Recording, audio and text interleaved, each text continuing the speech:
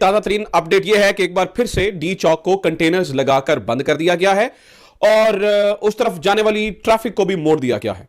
जब तहरीक इंसाफ के लोग वहां पर आ रहे थे और यह खतरा था कि लोग डी चौक आ जाएंगे, तो तब तो डी चौक को बंद करना समझ में आता था, कंटेनर समझ में आते थे।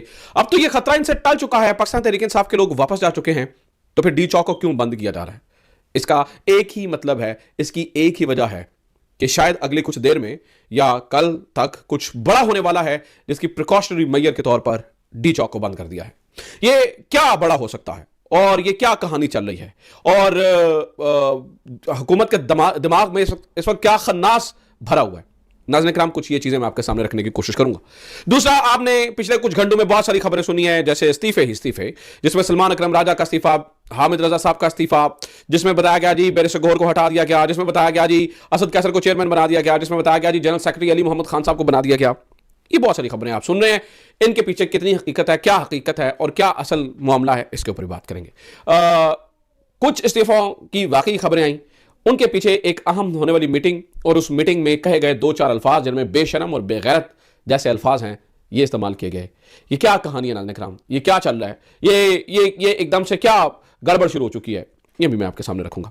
सबसे पहले नाज़रीन किराम, आपने ये जान लेना है कि इस वक्त जब पाकिस्तान तहरीक इंसाफ सोग के आलम में है, अभी कुछ देर पहले जो है ना वो केपी के असेंबली का इजलास भी बुला लिया गया है और उसके अंदर भी डिस्कशन होगी। इस वक्त जब पूरा पाकिस्तान तहरीक इंसाफ, पूरी पाकिस्तान तहरीक इंसाफ सोग के आलम में है, इतनी शहादतें हो चुकी हैं, ये सब कुछ हो चुका है, तो तवज्जो चुके इस तरफ होनी चाहिए थी कि यार ठीक है, जो गड़बड़ हुई सो हुई, अब इसको किस तरह से बेहतर किया जा सकता है, कैसे जो है ना वो लोगों को जो है ना वो उनको ढूंढा जाए, कितने मिसिंग लोग हैं, कितने लोगों को गोलियां लगी हैं, कितने लोगों को जख्मी हैं, कितने लोग जान से गए हैं।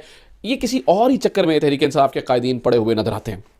पहली बात तो यह है कि इस वक्त कुछ खबरें जानबूझकर मार्केट के अंदर फेक फैलाई जा रही हैं और उन फेक खबरों का मतलब यह है, यानी कि जैसे कि असद कैसर को चेयरमैन बना दिया गया पीटीआई का और जो बैरिस्टर गौहर है उनको हटा दिया गया और जैसे अली मोहम्मद खान साहब को बना दिया गया सेक्रेटरी जनरल।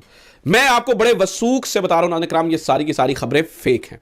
इन फेक खबरों को फैलाने का मतलब क्या है नाज़रीन किराम? वो बड़े सियाने, फेक खबरें फैलाने वाले ना बड़े सियाने हो चुके हैं और ये गवर्नमेंट है जो इस वक्त फेक खबरें फैलाती है और ये वो लोग हैं, सरकारी लोग हैं और इनके पीछे जो लोग हैं वो फेक खबरें फैलाते हैं। फेक खबरें फैलाने का मतलब होता है कि प्रोपेगेंडा को इस्तेमाल किया जाए, क्योंकि तहरीक इंसाफ अब बजाते खुद एक परेशानी के अंदर है, एक बैक फुट के ऊपर है, तो फेक खबरें फैला के इसे जितना मजीद बैक फुट पे लेके जाया जा सकता है उतना ले जाया जाए। ना सिर्फ ये बल्कि इन्होंने कुछ और फेक खबरें भी फैलाई है ना, आप ये देखिए, इसे अंदाजा होता है। मिसाल है मतीउल्लाह जान के ऊपर पर्चा क्या है, हामिद मीर कहते हैं ये फेक खबर है, ये रियासत की फेक खबर है। हम जो मतीउल्लाह जान के ऊपर वो जी कोकेन का और ये वो राइस का जो आप कह रहे हैं वो पर्चा क्या है, वो पर्चा जो है ना वो अपना फेक न्यूज है जो आपने चलाई है, नंबर 1। नंबर 2 नाज़रीन किराम, ये जो आपने कल कंटेनर के ऊपर से जो बंदा गिरा और पंजाब हुकूमत के जो ऑफिशियल तर्जुमान हैं यानी कि मुशीर हैं जनाब मरियम नवाज साहिबा के, सैयद कौसर काजमी साहब, नाम तो उनके साथ सैयद लगा लेकिन इनकी हरकतें चेक करें। कौसर काजमी साहब ने ये जो खबर दी और उसमें उन्होंने बताया जी ये यानी कि वो उन्होंने पोस्ट किया हुआ था जिसमें एक बंदा अपने चेहरे को ढांपे हुए ये बता रहा है जी मैं टिकटॉक बनाने के लिए ऊपर गया था, मैं तो नमाज पढ़ ही नहीं रहा था, दिस एंड दैट, ये सब कुछ जो कुछ कर रहा था वो भी फेक खबर है। कौन फैला रहा है? ये रियासत के अपने लोग, हुकूमत के अपने लोग फैला रहे हैं।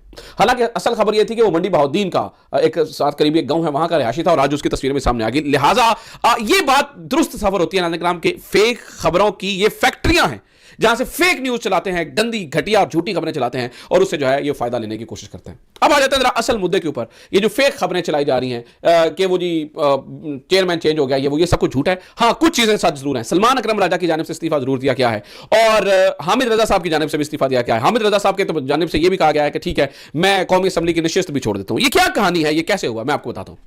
नाज़रीन किराम, हुआ ये कि मीटिंग चल रही थी पाकिस्तान तहरीक इंसाफ की और इसके अंदर आला शख्सियात मौजूद थी। बताया यह जाता है कि इनफॉर्मली बुशरा बीबी साहबा इस मीटिंग में आ गई और बुशरा बीबी साहबा ने इस मीटिंग के अंदर आके सख्त और तुरुस्त लहदा जो है वो इस्तेमाल करना शुरू कर दिया और उन्होंने वो लोग जो वहाँ पर नहीं पहुँच सके यानी कि पार्टी के वर्कर्स और ये वो सब, उनको बेगैरत और बेशरम, वर्कर्स नहीं लीडर्स, उनको बेगैरत और बेशरम जैसे अल्फाज उनके लिए इस्तेमाल किए और ये इस तरह की बातें मुबैना तौर पर की गई।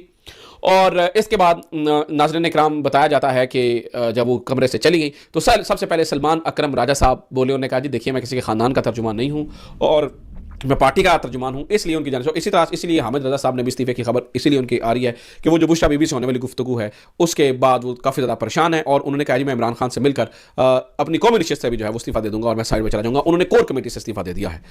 अब ये खबर किसी हद तक जो है ना वो दुरुस्त मालूम पड़ती है कि ऐसा हुआ है। देखिए बुशरा बीबी ने बहुत अच्छा काम किया था, बुशरा बीबी बहुत आगे बढ़ी, मैंने बुशरा बीबी को सबसे ज़्यादा सपोर्ट किया, लेकिन सलमान अकरम राजा जैसे बंदे के साथ इस तरह की गुफ्तगू, इस तरह का लहजा और इस तरह की बात ये किसी तौर पर भी काबिल कबूल नहीं हो सकती, किसी पार्टी के लिए भी नहीं हो सकती। सलमान अकरम राजा को जुमा जुमा 8 दिन बने हुए हैं जनरल सेक्रेटरी। आप उससे क्या एक्सपेक्ट करते हैं? वो पूरी जिंदगी लॉयर रहे हैं, एक कंडक्ट वाला आदमी है। आपके अपने सियासी आप हमारे दर से क्यों नहीं पूछती? हमारे दर से करें ना, उनको निकाले इसी तरह से गालियां, आप उनको निकालें। आप उनसे पूछे कि भाई आप क्यों नहीं निकाल सकते? जो सलमान अकरम राजा बेचारा जुमा जुमा, मैंने बताया आपको 8 दिन हुए हैं अभी वो सेक्रेटरी जनरल बना है, तो उन्होंने इस्तीफा दे दिया। मुझे लगता है कि पीटीआई उनका इस्तीफा जो है वो एक्सेप्ट नहीं करेगी। बाकी बैरिस्टर गौहर वाली खबर और असद कैसर वाली खबर, ये सारी की सारी जो है ना वो झूठी खबरें हैं। आप एक बात देखिए कि आज इमरान खान से तो मुलाकात हुई नहीं है, इमरान खान साहब से तो कोई मशवरा नहीं हुआ, तो फिर कौन है इमरान खान के अलावा पार्टी के अंदर जो कि बैरिस्टर गौहर को चेयरमैन से हटा दे? कभी आपने सोचा है या असद कैसर को बता दे या किसी को जनरल सेक्रेटरी के ओहदे से हटा दे या फिर किसी को बना दे? ऑब्वियसली ये फैसला इमरान खान ने करना होता है और इमरान खान जो है ना वो ये फैसले बजाते खुद करता है। इसका मतलब है ये सारी की सारी ड्रामेबाजी और घटिया खबरें जो है वो चल रही है, जिनका मकसद जो है वो तहरीक इंसाफ को सिख पे जाना है। दूसरी खबर आने का आप सुन लीजिए, वो खबर जो है वो बहुत इंपॉर्टेंट है, बहुत इंपॉर्टेंट है, बहुत इंपॉर्टेंट है, बहुत इंपॉर्टेंट है, और वो ये है कि डी चौक को अचानक सील कर दिया गया है। मैं इस पूरे वाकये को बड़ा वेल कैलकुलेटेड मूव देखता हूं गवर्नमेंट का, बहुत ही वेल कैलकुलेटेड मूव जो है वो करने जा रहे हैं और ये वेल कैलकुलेटेड मूव इनको बैकफायर कर देगा। मैं आपको बता दूं, सबसे पहली बात तो ये करने जा रहे हैं कि अभी कुछ देर पहले ये फैसला हुआ है कि बुशरा बीबी को गिरफ्तार कर लिया जाए, और बुशरा बीबी से पार्टी के अंदर और बाहर दोनों लोग तंग हैं। हालांकि मुझे लगता है कि दोनों ज्यादती कर रहे हैं, गलत कर रहे हैं। बुशरा बीबी ऑब्वियसली जो है ना वो इंसाफ के लिए, हक के लिए और अपने शौहर के लिए खड़ी हुई हैं। उन्हें अंदाजा है कि मेरे शौहर के साथ ज्यादती की जा रही है, इसलिए वो खड़ी हुई हैं और वो खड़ी रहेंगी। और बुशरा बीबी साहबा के बारे में जो है ना वो बिल्कुल बताया जाता है, उनके बारे में आपको पता कहानियां सुनाई गई जी, वो भी एजेंट है और फलानी है और ये और वो है। अब नाज़रीन किराम वही बुशरा बीबी इधर और उधर दोनों को चुभना शुरू हो चुकी हैं। अगर एजेंट थी तो फिर ठीक है ना, आप उसका हैंडओवर पार्टी कर दें। अगर वो एजेंट थी, अब ये साबित हो गया कि बुशरा बीबी के भी किसी भी जमाने में उनका एजेंट नहीं थे, जिनका एजेंट जो है वो बुशरा बीबी को कहा जाता रहा है। तो बुशरा बीबी की गिरफ्तारी के लिए नाज़रीन किराम इस वक्त पूरा मैदान सज चुका है। दूसरा नाज़रीन किराम, ये जो बैरियर शैरियर लग रहे हैं, इनके पीछे ये भी काविश हो सकती है कि केपीके के अंदर अचानक गवर्नर राज लगा दिया जाए, गवर्नर राज के लिए मूव कर दिया जाए। केपी के अंदर अचानक गवर्नर राज लग जाए, और गवर्नर राज लगने से ऑब्वियसली क्या होगा, चीफ मिनिस्टर की जो ताकत है वो खत्म हो जाएगी और सारे का सारा जो पावर है, सारी की सारी चीज़ें जो है वो गवर्नर केपी के जो फैसल करीम कुंडी साहब हैं उनके पास चली जाएगी, और अली अमीन गंडापुर साहब जो हैं वो बहसियत वज़ीर आला इस ओहदे से समझ लीजिएगा कि फारिग समझ जाएंगे अनटिल और अनलेस वो दोबारा से रिस्टोर नहीं होते हैं। तो इसको जो है ना वो इस्तेमाल करने की कोशिश की जा रही है और देखा जा रहा है कि शायद इस चीज़ को जो है ना वो इस्तेमाल करके इनको नुकसान पहुंचाया जा सके। और मैं आपको ये भी बात बता दूं कि ये अगर इन्होंने इस तरह से करके और चीज़ों को ब्लॉक करके और लोगों को ज़ोर ज़बरदस्ती करके लोगों को उठा के ये सब कुछ करना है, तो फिर ये सारा धमाचौकड़ी करने की ज़रूरत क्यों है? खुद ही अनाउंस कर दीजिए कि जनाब ये फलाना होगा और फलाना होगा, फिर ये करने की ज़रूरत नहीं है। अच्छा, मैं आपको नाज़रीन किराम ये भी बात बता दूं, बात सिर्फ यहाँ तक महदूद नहीं रही है, मामलात कहीं इससे आगे बढ़ चुके हैं, और वो ये है कि पीटीआई बज़ाते खुद ये फैसला कर चुकी है, अवाम ने ये फैसला कर लिया कि हमने दोबारा से बाहर निकलना है। आप सही सुन रहे हैं, पीटीआई लीडरशिप नहीं, अवाम ये फैसला कर लिया कि हम दोबारा से बाहर आएंगे, अपने इमरान खान के लिए बाहर आएंगे। और इमरान खान का भी एक स्टाइल है, वो भी कभी भी नाज़रीन किराम ये नहीं करते हैं, मैं जितना इमरान खान को जानता हूँ वो ये नहीं करता कि भाई एक ही दफ़ा पे सारी चीज़ें लगा दी, वो आहिस्ता आहिस्ता आहिस्ता आहिस्ता चलता होता है। तो हो सकता है ये इमरान खान का पहला स्टेप हो, क्योंकि इमरान खान के लिए थोड़ी सी मुश्किलात पैदा कर दी गई हैं, लेकिन इमरान खान इन चीज़ों से डरने और झुकने वाला नहीं है, ये आप सबको अंदाज़ा है, और he will come out of it, और वो इससे ज़्यादा तगड़ा और ताकतवर होकर बाहर आएगा। लेकिन फिल वक्त इमरान खान के लिए काफ़ी ज़्यादा इम्तहान आते हैं, सिर्फ थोड़े नहीं है, बहुत कुछ चीज़ों का मुझे पता है और मैं जानता हूँ कि उनको बहुत ज़्यादा वहाँ पर इम्तहान देने हैं।